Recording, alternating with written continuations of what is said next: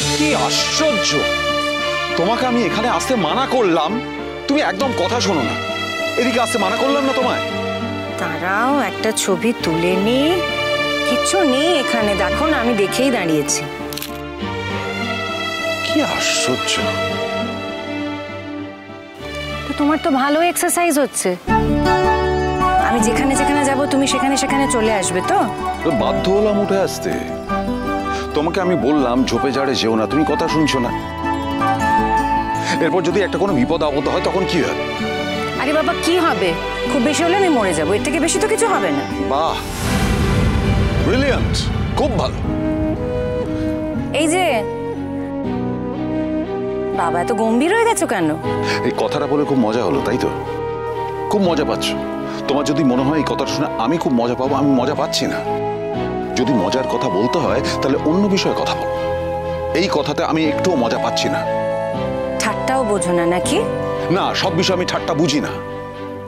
আরে বলছি যে ঝোপে ঝাড়ের কাছে যেও না, সাপ খোপ আছে, গ্রামের লোক বলছে, সেখানেই যাবে, সেখানে দাঁড়িয়ে ছবি তুলতে হবে তোমার। আর কত জায়গা আছে।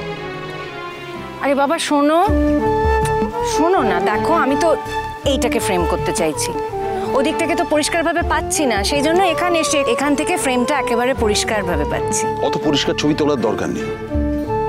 কম্পিটিশনে যে এই ছবিটাই পাঠাতে হবে তার তো কোনো মানে নেই। অনেক ছবি তুলেছো, সেখান থেকে কম্পিটিশনে যাবে পরিষ্কার ছবি। তুমি এরকম করে আমার পেছনে দাঁড়িয়ে খিটখিট করবে তো, তাহলে আমি ছবিটা তুলবো কি করে?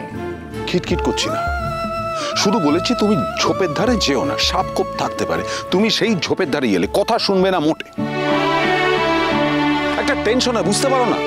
চলো এবার অন্যদিকে যাব। এত টেনশন করো কেন? আরে টেনশন মানে আমি কি অকারণে টেনশন করছি? হয়ে এসেছে, দেখো দেখো দেখো। আমি এখন ছবি দেখবো না, আমার ভালো লাগছে না। আরে এত রেগে গেছো যে তুমি ছবি দেখতে চাইছো না? আমি তো বললাম আমি পরে দেখবো।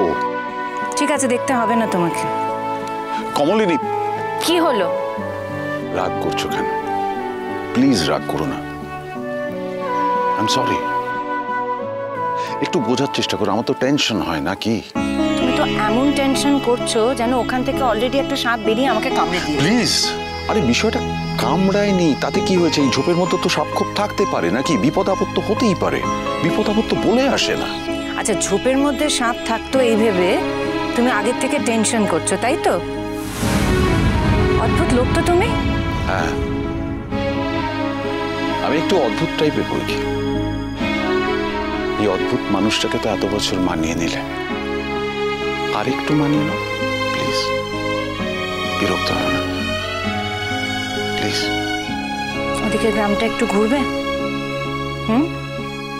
চলো ওদিকে চলো, বাড়িগুলো দেখেছো কি সুন্দর। এসো। চিরসখা সোম থেকে রবি প্রতিদিন রাত ৯টায় স্টার জলসায় ও জিও হটস্টারে।